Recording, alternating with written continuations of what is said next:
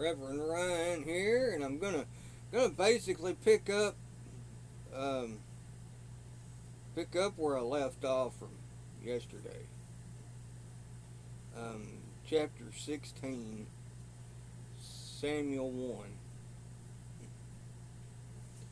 And the Lord said unto Samuel, How long wilt thou mourn for Saul, seeing have rejected him from reigning over Israel?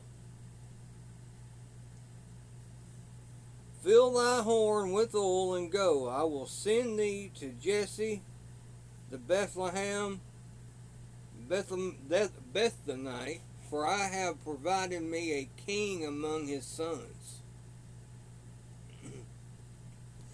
And Samuel said, How can I go? If Saul hear it, he will kill me. And the Lord said, Take a heifer with thee, and say, I am come to sacrifice to the Lord. And call Jesse to the sacrifice, and I will show thee what thou shalt do.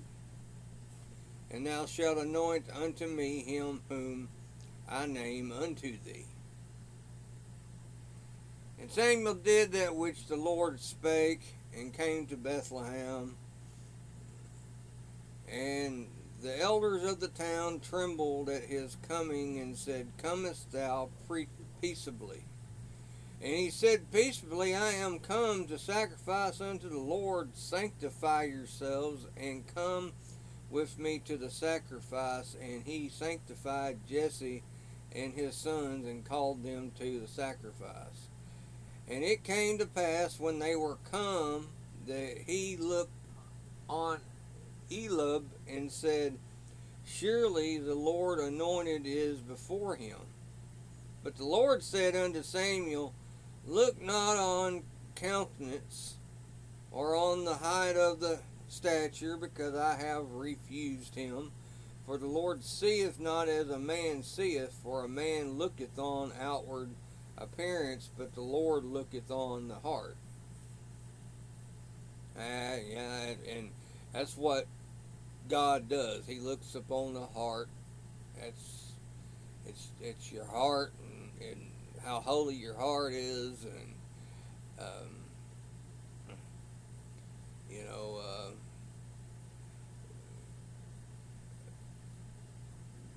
there's people in this world that's got wonderful hearts, godly hearts, and there's some that don't.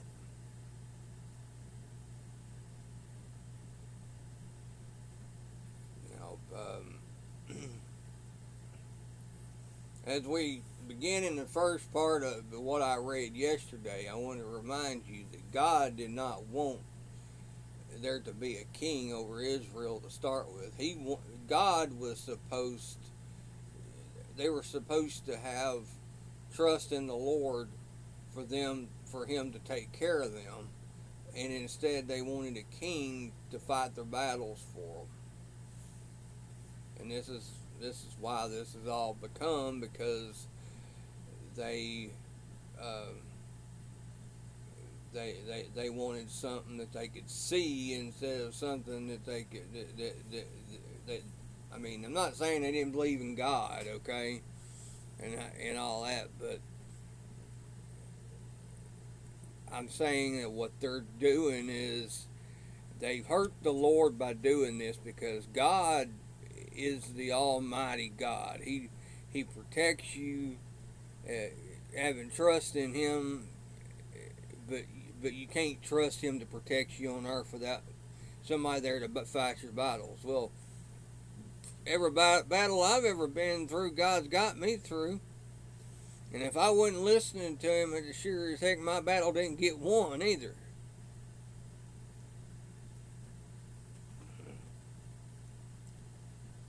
Then Jesse called Abinadab and made him pass before Samuel. And he said, Neither hath the Lord chosen this. Right there, it said, Neither has the Lord chosen this. Again, Jesse made 7 of his sons to pass before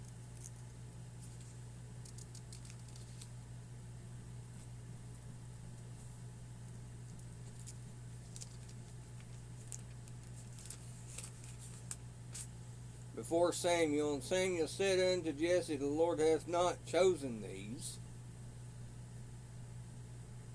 And Samuel said unto Jesse, are here all the children? And he said, there remaineth yet the youngest, and behold, he keepeth the sheep. And Samuel said unto Jesse, send and fetch him, for we will not sit down till he come hither.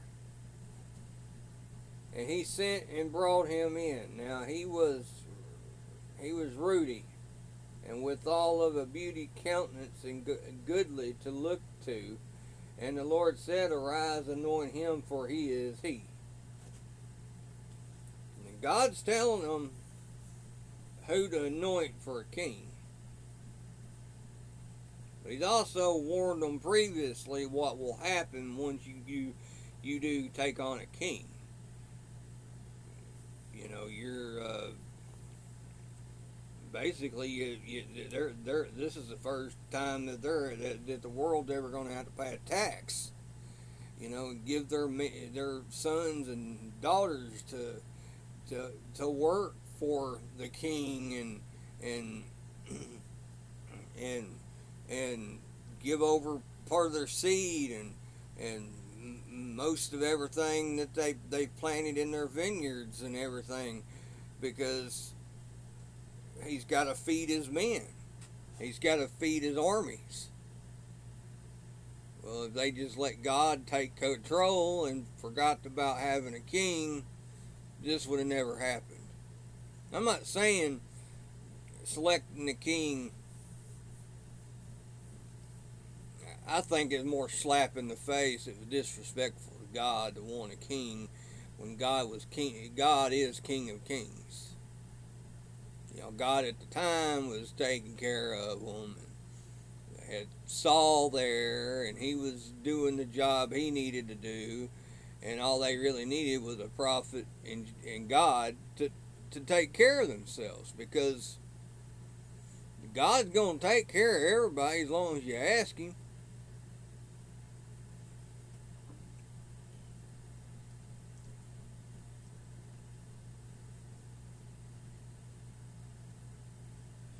And he sent and brought him. He said, hold on, it says.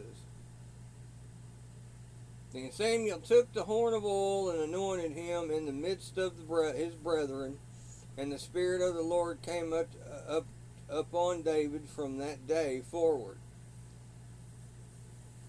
The Lord took care of David.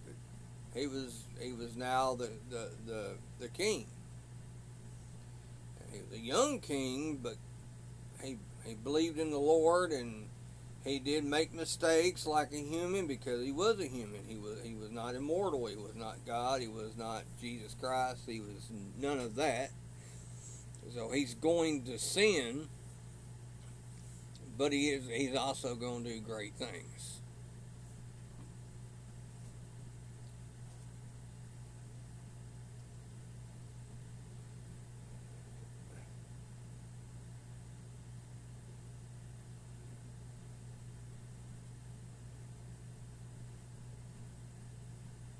So Samuel rose up and went to Ramah.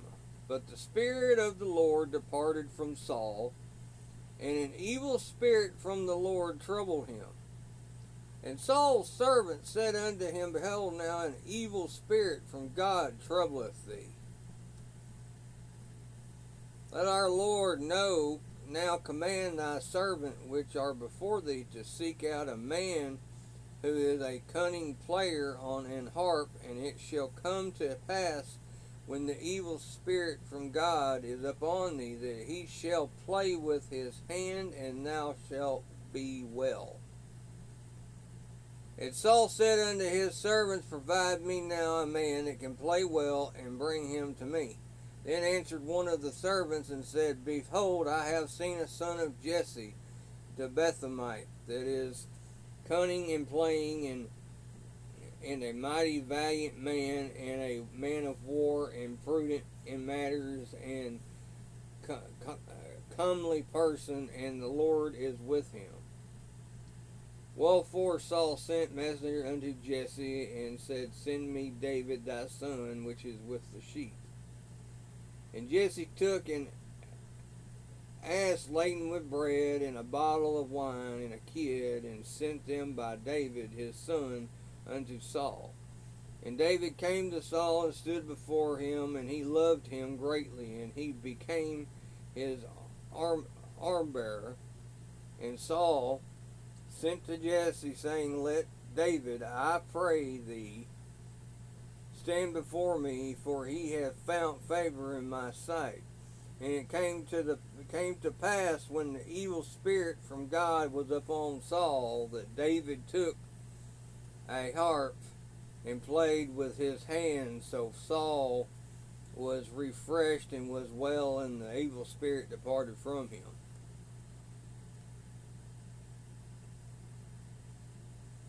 So now the Philistines gathered together their armies to battle, and were gathered together at Shekah, which belongeth to Judah, and pitched between Shekah and Azekah, and Ephizamim, and Saul and the men of Israel were gathered together and pitched by the valley of Elah, and set the battle in array against the Philistines. And the Philistines stood on a mountain on the one side, and Israel stood on the mountain on the other side, and there was a valley between them. And there went out champion out of the camp of the Philistines, named Goliath of Gath, whose height was 6 cubits and a span. And he had a helmet of brass upon his head, and he was armed with a coat of mail, and the weight of the coat was 5,000 shekels of brass. And he had greaves of brass upon his legs, and a target of brass between his shoulders. And the staff of his spear was like a weaver's beam. And his spear's head weighed 600 shekels of iron, and one bearing a shield went before him. And he stood and cried unto the armies of Israel, and said unto them, Why are ye come out to set your battle in array? Am not I a Philistine, and ye servants to Saul? Choose you a man for you, and let him come down to me. If he be able to fight with me and kill me, then will we be your servants. But if I prevail against him and kill him, then shall ye be our servants and serve us. And the Philistines said, Defy the armies of Israel this day. Give me a man that we may fight together. When Saul and all Israel heard those words at Philistine, they were dismayed and greatly afraid.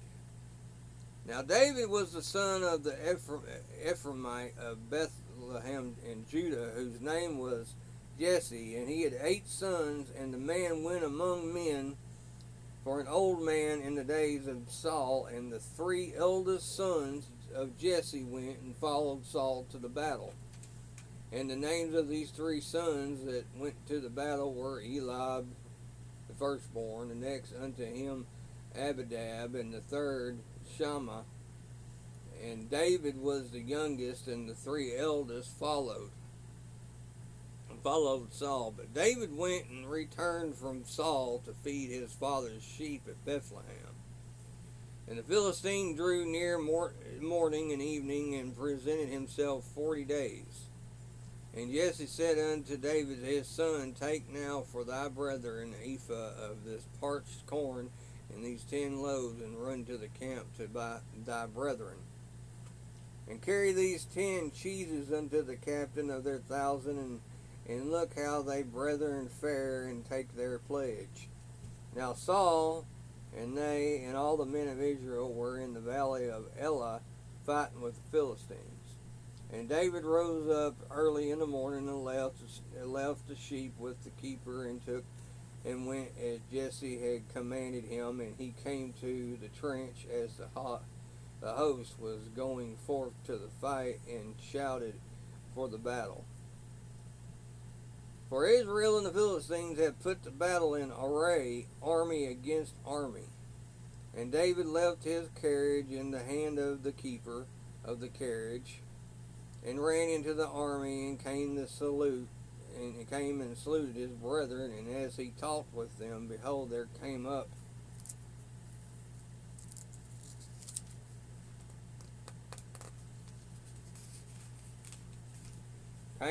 the champion, the Philistine of Gath, Goliath by name, out of the armies of the Philistines, and spake according to the same words, and David heard them. And all the men of Israel, when they saw the man, fled from him, and were sore afraid. And the men of Israel said, Have ye seen this man that is come up? Surely to defy Israel is he come up, and it shall be that the man who killeth him, the king, will enrich him with great riches, and will give him his daughter, and make his father house free in Israel. And David spake to the men, and stood by him, saying, What shall be done to the man that killeth the Philistine, and taketh away the reproach from Israel? For who is this uncircumcised Philistine that he should defy the armies of the living God? And the people answered him after his manner, saying, So shall it be done to the man that killeth him. And Aladab his eldest brother heard when he spake unto the men, and Alib's anger was kindled against David, and he said, Why camest thou down hither? And with whom hast thou left those few sheep in the wilderness? I know thy pride and the naughtiness of thine heart, for thou art come down that thou mightest see the battle. And David said, What have I now done? Is there not a cause? And he turned from him toward another, and spake after the same manner. And the people answered him again after the formal manner. And when the words were heard which David spake, they rehearsed them before Saul, and he sent for him. And David said to Saul, Let no man's heart fall because of him. Thy servant will go and fight with the Philistines. And Saul said to David, Thou art not able to go against this Philistine to fight with him, for thou art but a youth, and he a man of war from his youth. And David said unto Saul, Thy servant kept his father's sheep, and there came a lion and a bear, and took a lamb out of the flock. And I went out after him, and smote him, and delivered it out of his mouth. And when I rose against me, I caught him by his beard, and smote him, and slew him. The servant slew both the lion and the bear, and this uncircumcised Philistine shall be as one of them, seeing he hath defied the armies of the living God. David said, Moreover, the Lord that delivered me out of the paw of the lion, and out of the paw of the bear, he will deliver me out of the hand of the Philistine. And Saul said unto David, Go, and the Lord be with thee. And Saul armed David with his armor, and he put a helmet on his of brass upon his head. Also he armed him with a coat of mail, and David girded his sword upon his armor. And he essayed to go, for he had not powdered it. And David said unto Saul, I cannot go with these, for I have not proved them. And David put them off him. And he took his staff in his hand, and chose him 5 smooth stones out of the brook, and put them in the shepherd's bag which he had, even in a scrip. And his sling was in his hand, and he drew near to the Philistine. The Philistine came on and drew near unto David, and the man that bare the shield went before him. And when the Philistine looked about and saw David, he disdained him, for he was but a youth, a ruddy and of a fair countenance. And the Philistine said unto David, Am I a dog, that thou comest to me with staves? And the Philistine cursed David by his gods. And the Philistine said to David, Come to me, and I will give thy flesh unto the fowls of their air, and to the beasts of the field. Then said David to the Philistine, Thou comest to me with a sword, and with a spear, and with a shield, but I come to thee in the name of the Lord of hosts, the God of the armies of Israel, whom thou hast defied. This day will the Lord deliver thee into my hands, and I will smite thee, and take thy head from thee, and I will give the carcass of the host of the Philistines this day unto the fowls of the air, and to the wild beasts of the earth, that all the earth may know that there is a God in Israel. And all this assembly shall know that the Lord saveth not with sword and spear, for the battle is the Lord's, and he will give you into our hands. And it came to pass, when Philistines arose and came and drew nigh to meet David, that David hasted and ran toward the army to meet the Philistine. And David put his hand in his bag, and took thence a stone, and slang it, and smote the Philistine in the forehead, that the stone sunk into his forehead, and he fell upon his face to the earth. So David prevailed over the Philistines with a sling and with a stone, and smote the Philistine, and slew him, but there was no sword in the hand of David. Therefore David ran, and stood upon the Philistine, and took his sword, and drew it out of the sheath thereof, and slew him, and cut off his head therewith. And when the Philistines saw their champion was dead, they fled.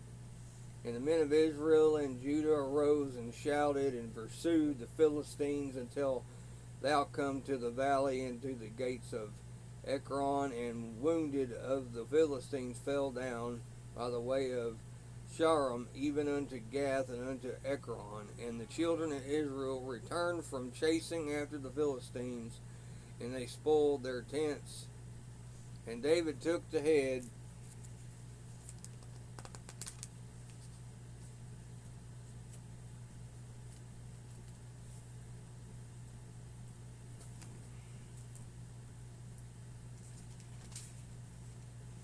of the Philistine, and brought it into Jerusalem, but he put his armor in his tent.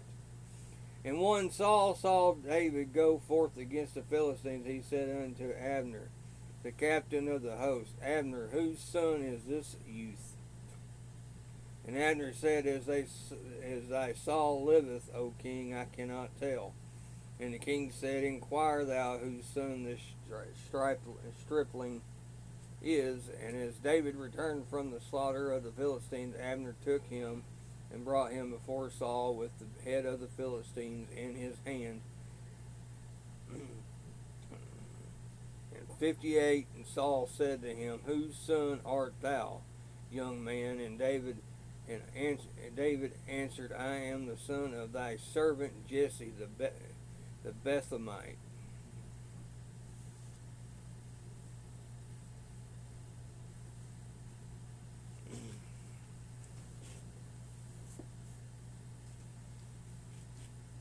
Shows you if you truly believe in the Lord, and you've got the Lord on your side all the time, you can win anything. You can do anything that God wants you to be able to do, even in war, even in defense of your children, or defense of a great army.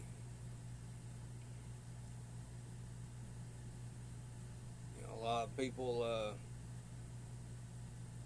believe it or not, most of the best generals that was in the army, like Patton and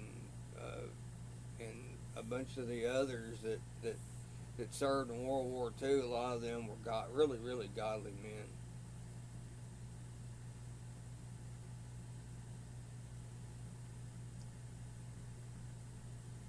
They always referred to God. They always talked to God first. They always prayed to God before they did anything. That's the things that we need to be doing. It's the thing that everybody needs to be doing. Now, I mean, you know, if we go through this lesson, which is going to be quite a long one. I am not even through 1 Samuel yet. I'm actually at chapter 18. And it came to pass when he had made an end of speaking unto Saul that the soul of Jonathan was knit with the soul of David, and Jonathan loved him as his own soul. And Saul took him that day and would let him go no more home to his father's house. Then Jonathan and David made a covenant because he loved him as his own soul. And Jonathan stripped himself of the robe that was upon him and gave it to David, and his garments, even to his sword, and to his bow, and to his girdle. And David went out whithersoever Saul sent him, and behaved himself wisely, and Saul set him over the men of war. And he was accepted into the sight of all the people, and also into the sight of Saul's servants. And it came to pass as they came, when David was returned from the slaughter of the Philistine, that the women came out of all the cities of Israel, singing and dancing to meet King Saul, with tabrets and joy, and with instruments of music. And the woman answered one another as they played, and said, Saul hath slain his thousands, and David his 10,000s. And Saul was very wroth, and saying displeased him, and he said, They have ascribed unto David 10,000s, and to me they have ascribed but thousands, and what can he have more but the kingdom? And Saul eyed David from that day and forward. And it came to pass on the morrow that the evil spirit from God came upon Saul, and he prophesied in the midst of the house, and David played with his hand as at other times, and there was a javelin in Saul's hand. And Saul cast the javelin, for he said, I will smite David even to the wall with it. And David avoided out of his presence twice. And Saul was afraid of David, because the Lord was with him, and was departed from Saul. Therefore Saul removed him from him, and made him his captain over 1,000. And he went out and came into before the people. And David behaved himself wisely in all his ways, and the Lord was with him. Wherefore, when Saul saw that he behaved himself very wisely, he was afraid of him. But all Israel and Judah loved David, because he went out and came in before them. And Saul said to David, Behold, my elder daughter Merab, her will I give thee to wife. Only be thou valiant for me, and fight the Lord's battle. For Saul said, Let not my hand be upon him, but let the hand of the Philistines be upon him.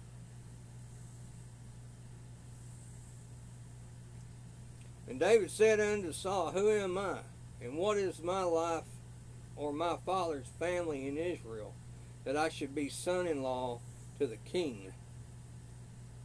But it came to pass at the time when Merab, Saul's daughter, should have been given to David, that she was given unto Adriel, the Mahalathite, to wife. And Michal, Saul's daughter, loved David, and they told Saul, and the thing pleased him. And Saul said, Will I give him her that she may be a snare to him, and that the hand of the Philistines may be against him? Wherefore Saul said to David, Thou shalt this day be my son-in-law in the one of the twain. And Saul commanded his servants, saying, Commune with David secretly, and say, Behold, the king hath delighted in thee, and all his servants love thee. Now therefore be the king's son-in-law. And Saul's servants spake those words into the ears of David, and David said, Seemeth it to you a light thing to be a king's son-in-law, seeing that I am a poor man, and lightly esteemed?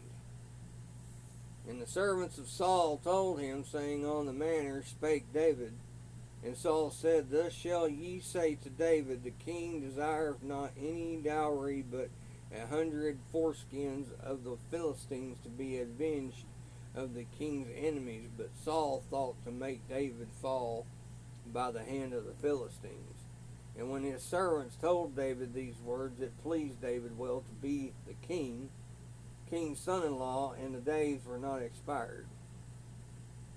Wherefore David arose and went, and he and his men slew of the Philistines 200 men, and David brought their foreskins, and they gave them in full tale to the king, that he might be the king's son-in-law. And Saul gave him Michal, his daughter, to wife. And Saul saw and knew that the Lord was with David, and that Michal, Saul's daughter, loved him. And Saul was yet the more afraid of David, and Saul became David's enemy continually.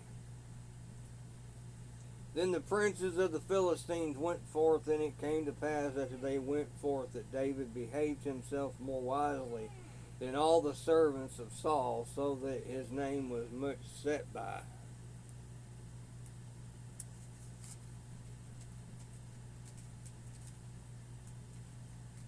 That's one thing I got to say about David. He's got self-control. He's got self-control more than they say that he handled himself better than all the servants of Saul or men in the military. He was he's very self-controlled, very polite. He did what was right, and he had he had God's spirit in him. He had God's backing, and he believed in nothing but God. That's what, David eventually becomes king. Not to ruin the story for you, but he eventually becomes king and serves for 40 years. And yes, David did make mistakes. He sinned like any man, because he's a man of the world. He's a man. He's living in a worldly world. He's not being of the world, but he's living in the world. And he was a very scholarable man. Self-control is not having self-control is a sin. Being able to control yourself means you can control other people, or you can control other situations. You can be a leader. Self-control, that's one of the things I've not had it sometimes, is self-control. That's what's gotten me in trouble a lot, is not having any self-control. But I've formed ability to have self-control in what I'm going to do and how I'm going to live. And I'm going to control that way. And I'm going to do what I'm going to lay low, and I'm going to mind my own business. And I'm going to take care of mine and support my brothers and their stuff. And, I'm going to do what I'm going to do. I'm going to have self-control. And this is the one thing about David. He has more self-control than anybody. He doesn't want to kill anybody. He doesn't want to hurt anybody. Now, he did knock the Philistine out. But on the other hand, it was because God told him to do it. God tells people what to do. David's very respectful. People respected him because he was able to control himself. I mean, control what came out of him. Control what went into him. Like it says, whatsoever comes out of a man's mouth can defile the man. But what goes into the mouth of a man cannot defile a man.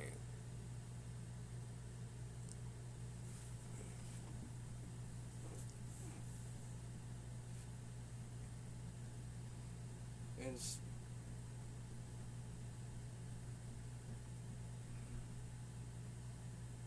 Saul spake unto Jonathan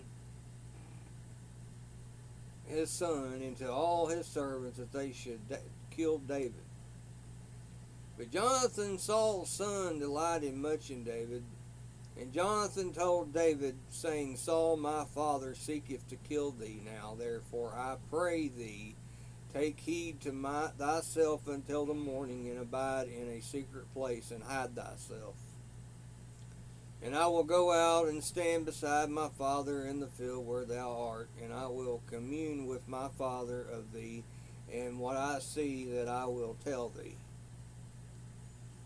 And Jonathan spake good of David until Saul his father, and said unto him, Let not the king sin against his servant, against David, because he hath not sinned against thee, and because his works have been to thee the word very good.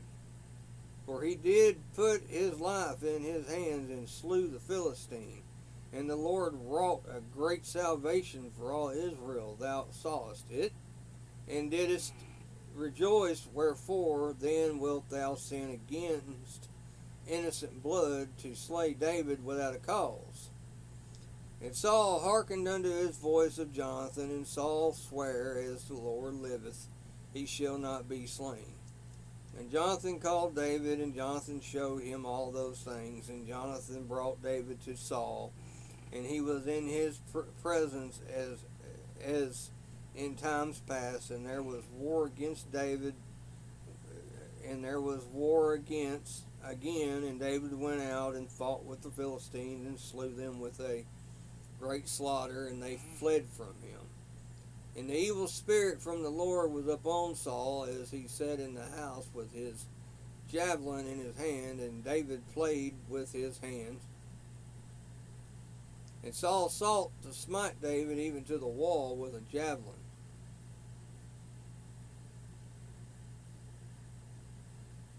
Okay, I'm completely off.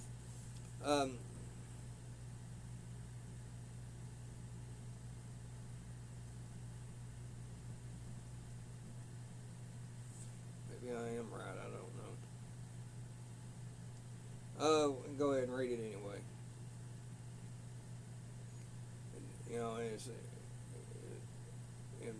And David fled and escaped that night. Saul also sent messages unto David's house to watch him and to slay him in the morning. And Michal, David's wife, told him, saying, If thou save not thy life tonight, tomorrow thou shalt be slain. So Michal let David down through the window, and he went and fled and escaped. And Michal took an image and laid it in the bed, and put a pillow of goat's hair for his bolster, and covered it with a cloth. And when Saul sent messengers to take David, she said, He is sick. And Saul sent the messengers again to see David, saying, Bring him up to me in the bed, that I may slay him. And when the messengers were come in, behold, there was an image in the bed with a pillow of goat's hair for his bolster. And Saul said unto Michal, Why hast thou deceived me so, and sent away mine enemies, that he is escaped? And Michal answered Saul, He said unto me, Let me go, why should I kill thee? So David fled and escaped, and came to Samuel to Ramah, and told him all that Saul had done to him. And he and Samuel went and dwelt in Naioth. And it was told Saul, saying, Behold, David is Naioth at Ramah. And Saul sent messengers to take David. And when they saw the company of the prophets prophesying, and Samuel standing as appointed over them, the Spirit of the God was upon the messengers of Saul, and they also prophesied. And when it was told Saul, he sent other messengers, and they prophesied likewise. And Saul sent messengers again the third time, and they prophesied also. Then went he also to Ramah, and came to a great well that is in Sechu, and he asked and said, Where are Samuel and David? And one said, Behold, they be at Naioth in Ramah. And he went thither to Naioth in Ramah, and the Spirit of God was upon him also. And he went on and prophesied until he came to Naioth in Ramah. And he stripped off his clothes also, prophesied before Samuel in like manner, and lay down naked all that day and all that night. Wherefore they say, Is Saul also among the prophets?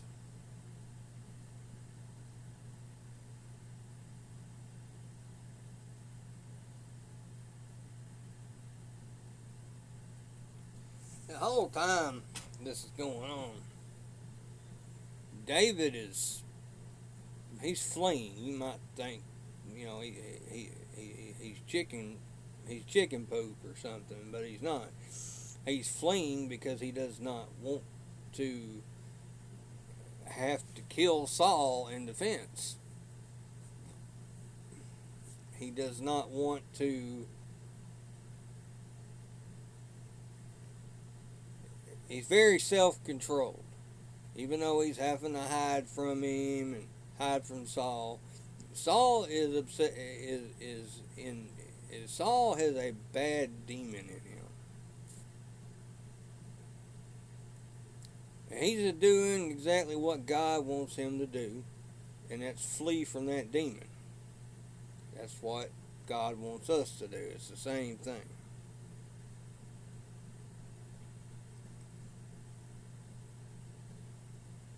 But see, a lot of this goes back that God never wanted us to have a king. Never wanted to have a king over Israel, but Israel insisted on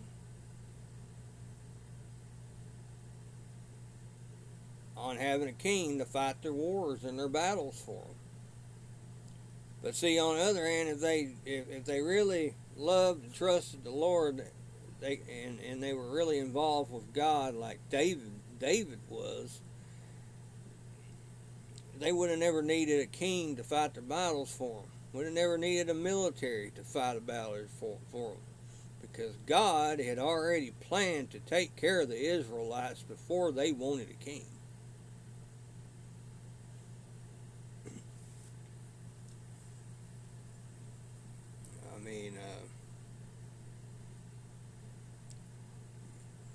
Saul was basically the first king.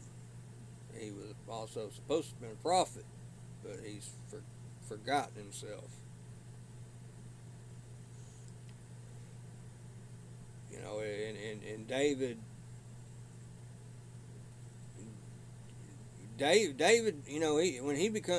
he's going to become king because of his self-control and his belief in God.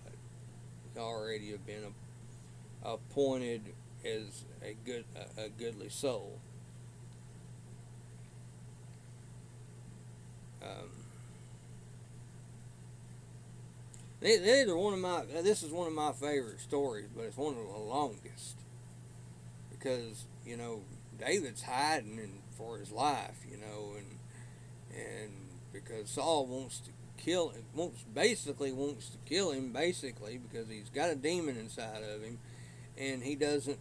He feels like he is not as good as David, not as good as a man as David, which he's really not.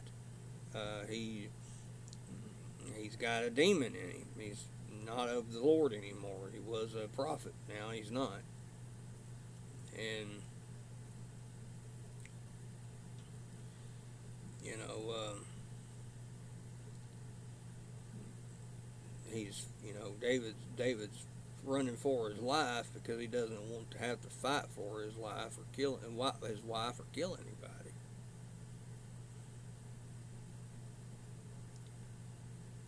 I don't know exactly how many fights and armies and wars it was during David's time of reign, but I doubt there was hardly any.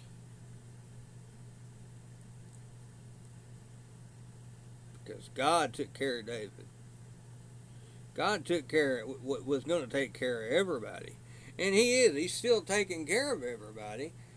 But Saul did warn them before he took over as the king that your king's going to take most of everything that you labor for. He's going to take your servants to be his servants. He's going to take your food off of your farms, most of it to feed his men in the field. These are, and if they had left having a king alone, the world would be completely different now. If we just left God and let God handle it, they wouldn't let God's will be God's will. That's the problem here.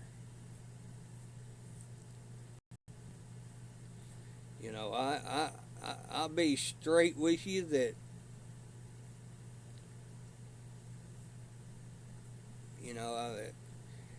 that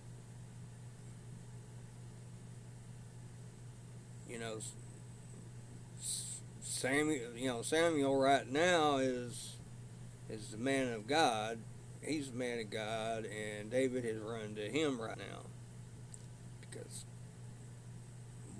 why not run towards God instead of away from him? You've got thousands of reasons not to walk away from the Lord. And Israel wanted a king because they wanted somebody to fight their battles for them. My God, that was one of the most disrespectful thing they could have done to God, I believe, because if they had just let God take care of it, it would have never, none of that ever would have had to happen. There wouldn't be Saul trying to kill David because he was jealous of David. It wouldn't be it wouldn't be that somebody feeling like they're less than a man than another man because God wouldn't have had that. God doesn't promote that kind of attitude and that emotional disrespect. He don't promote that stuff. He don't promote anything negative at all. It's the people on it's the people who do not listen to him and do not care about him, and people that are I believe in God. I'm very righteous. Okay, but don't be so righteous that you're arrogant about it. Just be righteous. Don't brag about your righteousness. Don't walk around with your nose stuck up in the air that you're Mr. or Miss Righteous or whatever it is. I'm righteous. I do righteous things. I do good things. But that don't mean that I'm better than anybody else. we're all God's children. We're all the same. We're the same rank. We're the same. We're the same people. We're no different than anybody else. We're no different than the poor man on the street. People living under overpass. We ain't no better than them. Just because we got more money and we got a place to put our head under, don't mean nothing. It's who we believe in. We believe in God. Okay. This is a time where God was the God and he was prayed to, and people who believed in God were the ones that got stuff done. You know, I mean, that was all there was back then was God. That was it. And he's such a powerful man that they didn't need a king to run Israel. They just needed to believe in God and know God's going to take care of them.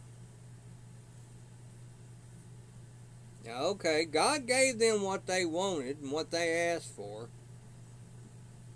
But Saul did warn them what he was going to need from them. You got to remember, Saul was a prophet first. Now he's a king.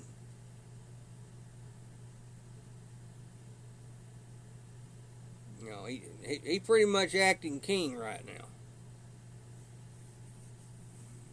And he's jealous of a man that he has no reason to be jealous of, because David is chosen by God to be a future king. And then you got Saul, which used to be a prophet, trying to kill him.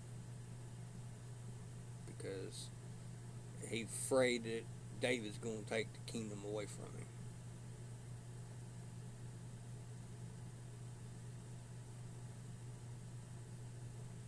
Now, I don't remember. I'm going to go back in here and look at some stuff back here at the beginning of Samuel.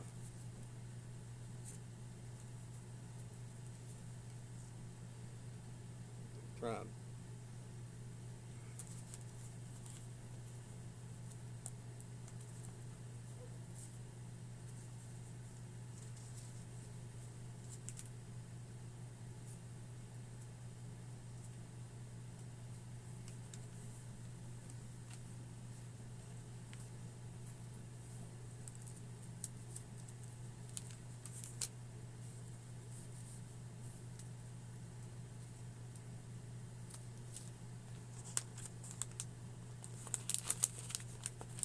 He said, this is the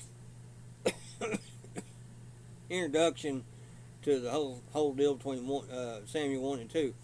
Are mostly concerned, it said 1 and 2 Samuel are mostly concerned with the reigns of King Saul and King David. The dates of David's accession to the throne is approximately 10,000 BC, so the book of 1 and 2 Samuel covered the period of time from about 1050 BC and 960 BC.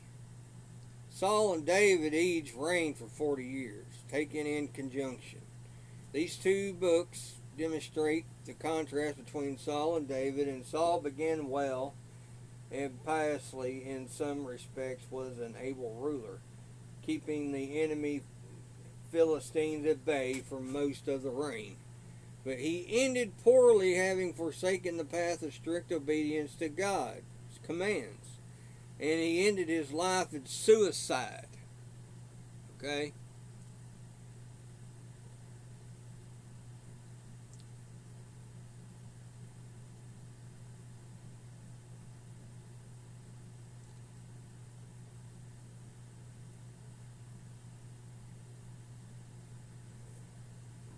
David, always a man of battle, and sometimes lapsing temporarily from obedience to God, nothing less, repented of his sins and began with God's blessing. A golden age of Israelite glory, God selected David's dynasty to continue on the throne of Israel forever, culminating eventually in the reign of Jesus Christ.